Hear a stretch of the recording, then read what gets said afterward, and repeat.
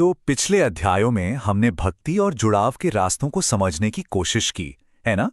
पर अब अध्याय 13 में कृष्ण हमें कहीं और ले जाते हैं, थोड़ा और भीतर, एक ऐसे सवाल की तरफ जो हम सब शायद कभी ना कभी खुद से पूछते ही हैं, एक बहुत ही बुनियादी सवाल।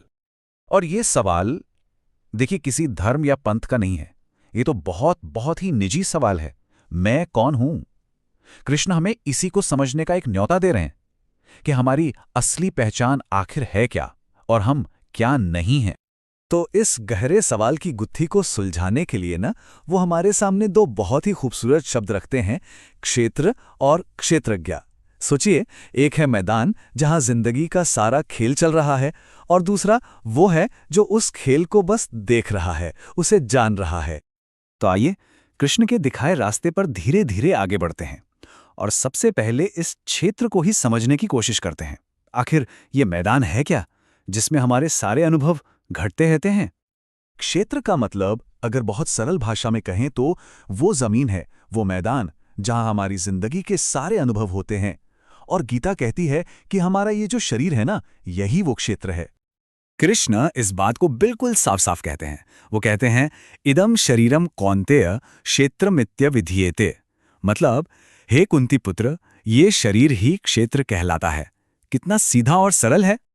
जरा सोच कर देखिए ना, ये एक ऐसा ही तो मैदान है जहां कभी सुख की लहरें आती हैं तो कभी दुख की आती हैं और चली जाती हैं। और इसी मैदान में देखिए हमारा शरीर भी तो बदलता रहता है ना? बचपन की वो किलकारियों से लेकर बुढ़ापे की खामोशी तक का पूरा सफर इसी में तो होता है।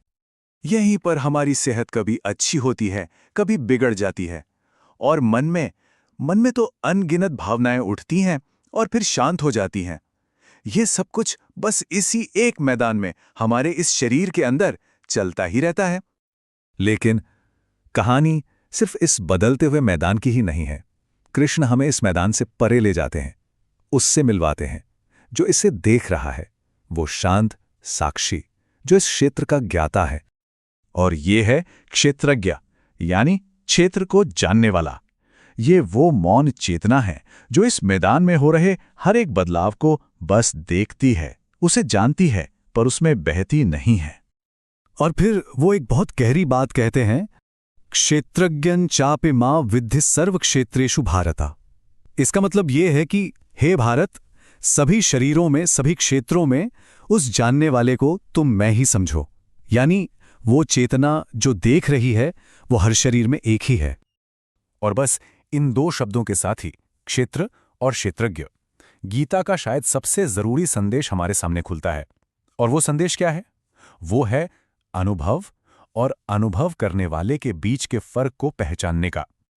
जैसे जब शरीर में कहीं दर्द होता है या मन में कोई चिंता उठती है, तो जरा सोचिए, उसे जानने वाला कौन है? वो जो देख रहा है वो न तो वो दर्द है और न ही वो चिंता। क्षेत्र यानी हमारा शरीर और मन तो हर पल बदलते रहते हैं, पर उसे जानने वाला, वो क्षेत्रज्ञ, वो हमेशा स्थिर रहता है। इस बहुत ही बारीक से फर्क को पहचान लेना, बस यही आत्मज्ञान के सफर का पहला कदम है। ये महसूस करना कि जो जान रहा है वो न तो दर्द है, न खुशी, और न ही कोई विचार। यहां एक बात समझनी बहुत जरूरी है। गीता शरीर का अनादर करने को नहीं कहती, बिल्कुल नहीं। इसका संदेश बस इतना सा है कि ये शरीर हमारी पहचान का एक हिस्सा जरूर है, पर हमारी पूरी पहचान नहीं है।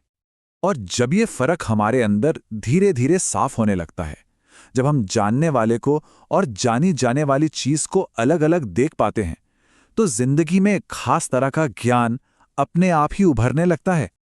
कृष्ण इस ज्ञान के कुछ बहुत सुंदर लक्षण बताते हैं, जैसे विनम्रता, धैर्य, अहंकार से एक सहज सा हल्कापन, और सच के प्रति एक गहरी अटूट ईमानदारी। और ये समझना शायद सबसे जरूरी है कि ये ज्ञान कोई किताबी जानकारी नहीं है, ये तो हमारे होने का एक ढंग है, हमारे अंदर की एक अवस्था। तो इस पूरी बातचीत का सार क्या है? कृष्ण हमें आखिर किस एक सीधे सरल सच पर लाकर छोड़ते हैं?